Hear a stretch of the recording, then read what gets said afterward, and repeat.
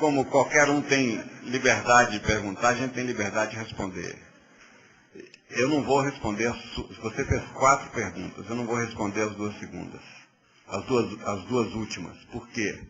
Porque são temas complexos, a gente está aqui numa noite de literatura, eu não vou entrar nisso, isso exigiria toda uma argumentação que eu não quero agora entrar nesse terreno.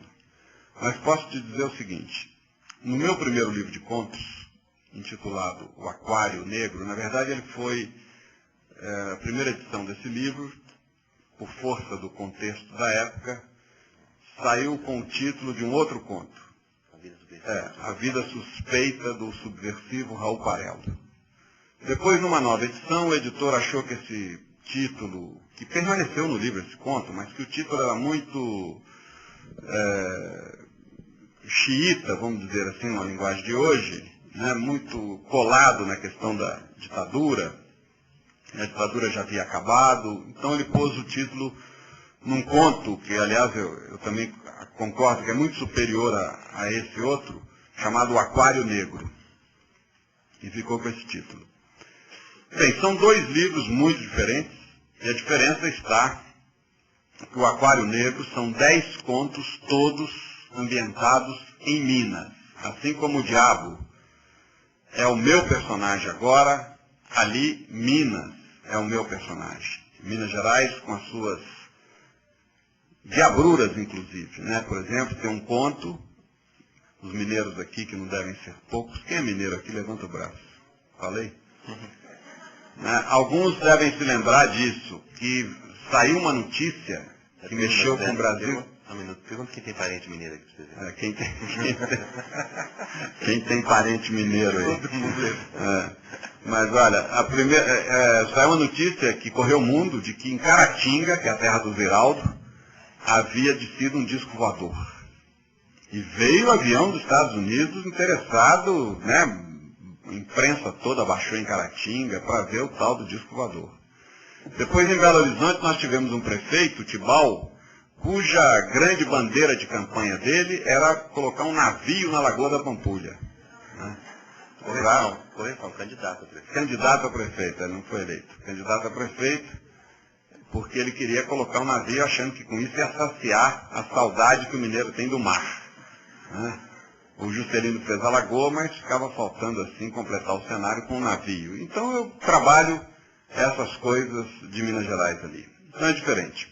Quanto à saída do governo, a questão é muito simples. É uma razão subjetiva e uma razão objetiva. A razão subjetiva é essa. Eu tive preso 4 anos. Passei por 8 prisões. E descobri que tem uma coisa muito boa na prisão. Aí todo mundo assusta, né? O que pode ter de bom numa prisão? É que a gente pode falar mal do governo e não tem perigo de ser preso. Né?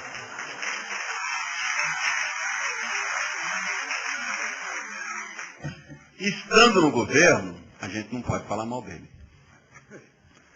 Então, eu precisava de liberdade intelectual, sobretudo porque escrevo artigos para jornais e revistas, né? Escrevo de 8 a 10 por mês. E, por outro lado, a minha vocação, eu falo, a minha vaidade não estava no Planalto, está na planície. Né?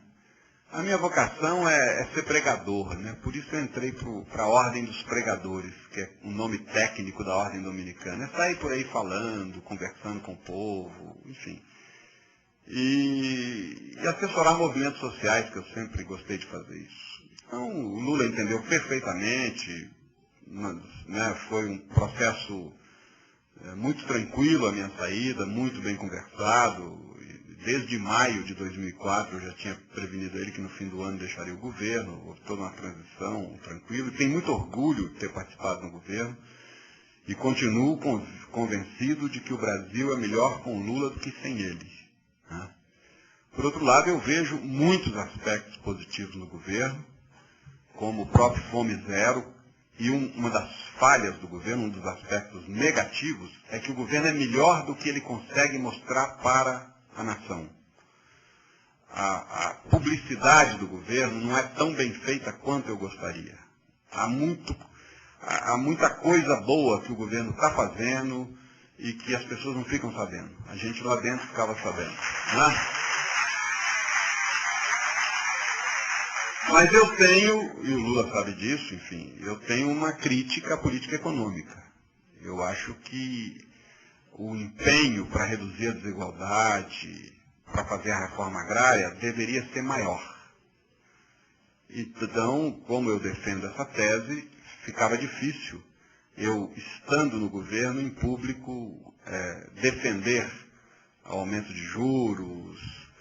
Quando eu penso, né, o ano passado, o governo teve para investimento, novos investimentos, 12 bilhões de reais. E entregou mais de 100 bilhões para os credores. Eu não sou a favor de calote, mas dava para entregar um pouquinho menos, né? Deixar um pouquinho mais aqui para nós. Enfim.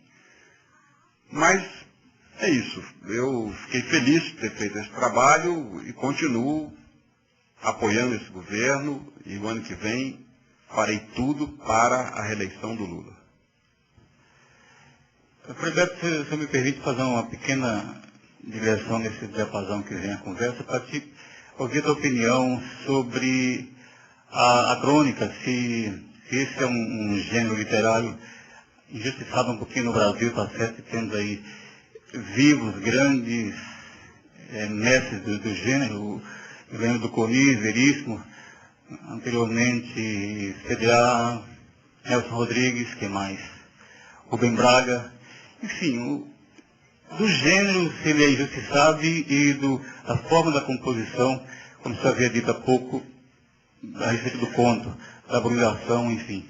Isso me permite um breve depoimento de como o livro me conquistou assim, inapelavelmente, quando 8, 9 anos a minha mãe me presenteou no interior de Minas, com a ida a Montes Claros, com o sítio do Pica-Pau Amarelo, e assim, aquilo foi uma explosão na minha cabeça, morando na roça, e toda aquela fantasia, tudo que eu pude imaginar, com 8, 9 anos, enfim, é isso.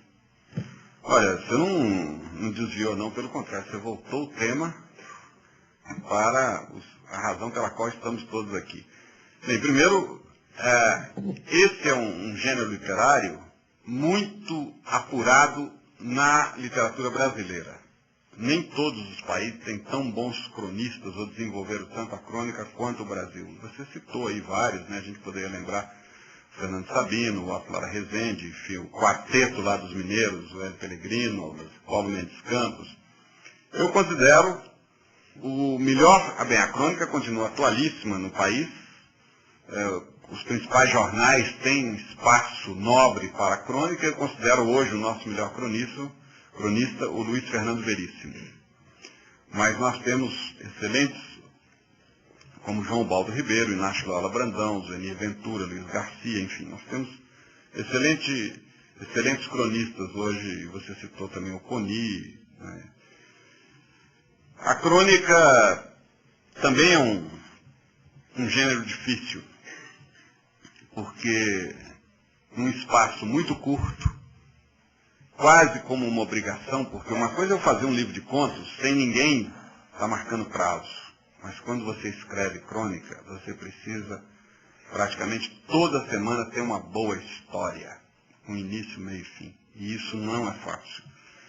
Às vezes, o escritor pode tomar emprestado um caos que ele escutou de um amigo, mas 90% das sugestões amigas não funcionam. Alguém que chega e fala, né, eu me lembro, o Fernando Sabino contava isso. Ah, Fernando, tem um caso aqui engraçadíssimo, vai te dar uma boa crônica. Porque não bate, não é por aí. Né? E aí o cara, de repente, ele pode até criar a partir daquele caso uma outra coisa, uma outra história, mas não é como